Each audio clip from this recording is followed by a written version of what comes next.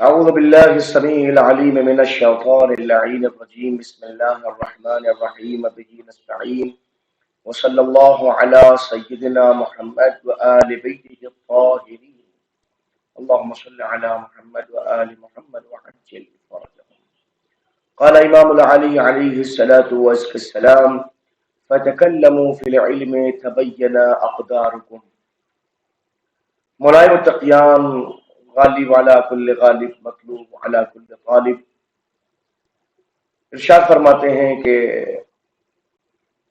اپنے علم کے اعتبار سے کلام کرو، اپنے علم کے اعتبار سے گفتگو کرو، اس لیے کہ تمہاری علم کے اعتبار سے گفتگو کرنا تمہاری اقدار کو اور تمہاری قدر و منزلت کو ظاہر کرتا ہے۔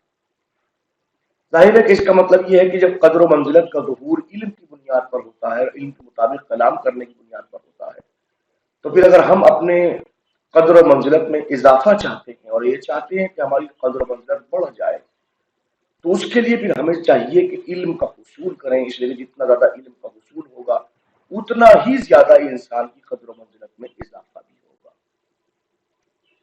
آئیے، کتاب آپ کی اسکرین کے اوپر موجود ہے، اپنے درس کو ملاحظہ فرمائیے، علم کا حصول کیجیے تاکہ آپ کی قدر و منزلت میں اضافہ ہو سکے۔ طلاب عزیز، ہماری گفتگو چل رہی تھی ما یمسک عنہ الصائم، ان تمام چیزوں سے متعلق جس سے امساک روزے دار کے لیے واجب ہے، جن سے رکنا روزے دار کے لیے واجب ہے۔ یہ بات دماغ میں رکھیے گا کہ یہاں پہ انہوں نے مبطلات صوم کا ذکر نہیں کیا ہے۔ اگر آپ ان چیزوں کو آج کے رسالے عملیہ میں پڑھیں گے تو آج کے رسالے عملیہ میں مبطلات روزہ کے نام پہ یہ ہیڈنگ ہوگی اور اس کے انڈر، اس کے تحت جو ہے ان تمام چیزوں کا تذکرہ ہوگا۔ انہوں نے مبطلات صوم کا ذکر نہیں کیا ہے، انہوں نے ذکر کیا ہے ما یمسک عنہ الصائم، جن چیزوں سے روزے دار کا امساک واجب ہے، رکنا، امساک رکنا، جن چیزوں سے روزے دار کا رکنا واجب ہے، ٹھیک ہے نا۔ یہ اب ایک اہم بات یہ عرض کی۔ دوسری بات،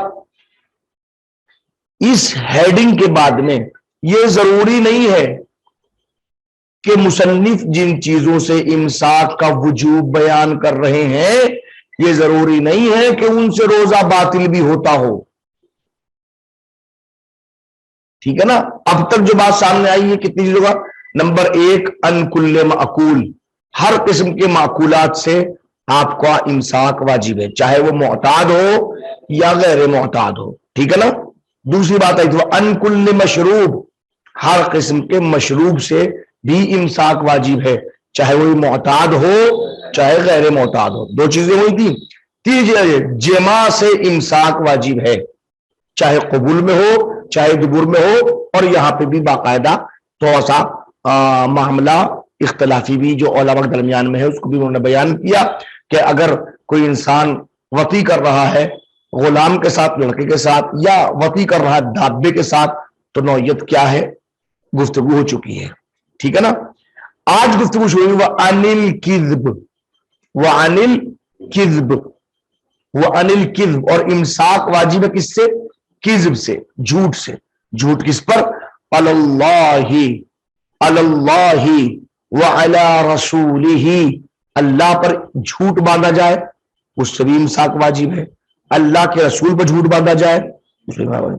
وہ علی الائمہ، وعلی الائمۃ علیہم السلام، اور ائمہ کے اوپر بھی اگر جھوٹ باندھا جائے اس سے بھی امساک واجب ہے۔ وَهَلْ يُفْسِدُ الصَّوْمُ بِذَلِكَ، کیا اس چیز سے روزہ فاسد ہوتا ہے؟ افسد یفسد، هل يفسد الصوم بذلك، کیا یہ چیز کذب جو روزے کو فاسد کر دیتی ہے؟ قیل، ایک قول یہ کہ نعم، ہاں ہاں بالکل روزہ فاسد ہو جاتا ہے، وقیل لا، اور ایک قول یہ کہ نہیں فاسد نہیں ہوتا۔ حضرت آپ کے نزدیک کیا کہ وَهُوَ الْأَشْبَهُ، یہی جو ہے، یہی چیز جو ہے کہ جہاں پر لوگ اللہ رسول اور ائمہ پر جھوٹ باندھنے سے روزہ فاسد نہیں ہوتا صاحب شرائع کے نزدیک، ٹھیک ہے۔ میں بار بار کہتا ہوں، بار بار ان چیزوں کو آپ آج کے مراجع کرام کے مسائل کو بھی دیکھتے رہیے تاکہ آپ کو کسی مومنین کو مسئلہ بتانے میں پریشانی کا سامنا نہ کرنا پڑے۔ ٹھیک ہے نا. وَعَنِ الْإِرْتِمَاسِ، اور ارتماس سے امساک واجب ہے. ارتماس کا مطلب پانی میں ڈبکی لگانا، اپنے آپ کو ڈبو دینا پانی میں. یہ ارتماسی، غسل ارتماسی بھی تو ہوتا ہے نا، ارتماسی ڈبو دینا. وَقِيلَ لَا يَحْرُمْ بَلْ يُكْرَهُ، ایک قول یہ کہ یہ حرام نہیں ہے بلکہ مکروہ ہے. وَالْأَوَّلُ أَشْبَهُ، لیکن جناب علی پہلا قول جو ہے زیادہ بہتر ہے، یعنی کہ یہ چیز جو ہے آپ ارتماس جو ہے وہ رکنا ضروری ہے. وَهَلْ يُفْسِدُ بِفِعْلِهِ، سوال پیدا ہوتا ہے کیا اس کے فعل سے، ارتماس کے کرنے سے روزہ فاسد بھی ہوتا ہے؟ الاشبہ لا، لیکن روزہ فاسد نہیں ہوتا. وفی ایصال الغبار الی الحلق خلاف، اب اگر غبار کو، غبار چاہے معقول چیز کا ہو جیسے آٹے وغیرہ کا غبار ہو، کھانے والی چیزوں غبار ہو، یا غیر معقول ہو جیسے مثلا کوئی انسان جو ہے وہ مثلا مٹی وغیرہ گرد و غبار یہ پہنچ رہا ہے، تو کیا گرد و غبار کا حلق تک پہنچنا کیا اس سے بھی روزہ فاسد ہوتا ہے؟ کہ وفی ایصال الغبار، غبار کے پہنچانا یہ حلق، حلق تک خلاف، اس میں علماء کے درمیان میں اختلاف واقع ہوا ہے. الاظہر التحریم و فساد الصوم، قول اظہر یہ ہے کہ جناب علی اس چیز سے اگر آپ دیکھیں گے غبار کا حلق تک پہنچانا التحریم، تو یہ کام حرام ہے، روزے کے عالم میں یہ کام حرام ہے. وہ فساد صوم، اور دوسری بات یہ کہ اس سے روزہ فاسد بھی ہو جاتا ہے. وہ انل بقاء علی الجنابہ، اور امساک واجب ہے بقا سے، رک جانے سے، کہے پر علی الجنابہ، جنابت کے اوپر. کہ کوئی انسان جنابت کے اوپر باقی رہے تو یہ جنابت پہ باقی رہنے سے بھی امساک واجب ہے، یعنی کہ اس سے رک جائے، باقی نہ رہے، باقی جنابت پر نہ رہے. کیسے؟ آمدن، جان بوجھ کے رہے. ٹھیک ہے نا. حتی یطلع الفجر، یہاں تک کہ فجر طلوع ہو جائے، اتنی دیر تک جنابت پر باقی رہے کہ فجر طلوع ہو جائے. من غیر ضرورہ، بغیر کسی ضرورت کے، یعنی اختیاری کیفیت ہو، ضرورت نہیں ہے.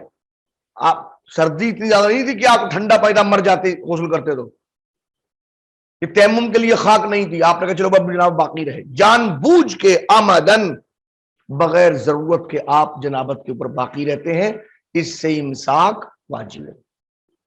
الاشہر پر بنا قول اشہر کے بیان ہو گئی ہے. ولو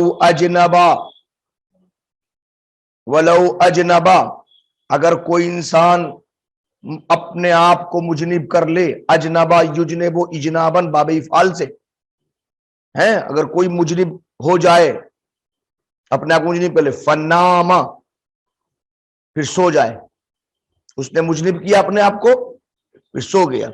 کیسے؟ غیر ناون،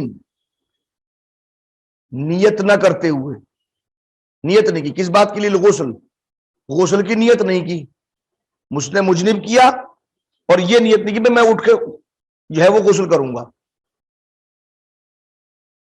ٹھیک ہے نا. وَلَوْ أَجْنَبَ فَنَامَ غَيْرَ نَاوٍ لِلْغُسْلِ، غسل کی نیت کیے بغیر سو جائے، فَطَلَعَ الْفَجْرِ، اور اب فجر طلوع ہو گئی، اب جب اٹھا تو فجر طلوع ہو چکی، فَسَدَ الصَّوْمُ، روزہ فاسد ہو گیا. وَلَوْ كَانَ النَّوَى الْغُسْلِ، لیکن اگر اس نے غسل کی نیت کر لی تھی، کانا، کانا جب فعل ماضی بات کیا کرتا ہے؟ کانا فعلا، گزشتہ استمراری ضرب میں ہیں. اگر اس نے نیت کر لی تھی، صح صومہ، رات کو مجنب کیا اس نے اپنے آپ کو، نیت کی کہ میں اٹھ کے غسل کروں گا، غسل کی نیت کی، سو گیا، اب نہیں اٹھ پایا، اب جو اٹھا تو طلوع فجر ہو چکا تھا، روزہ اس کا صحیح ہے. ٹھیک ہے نا.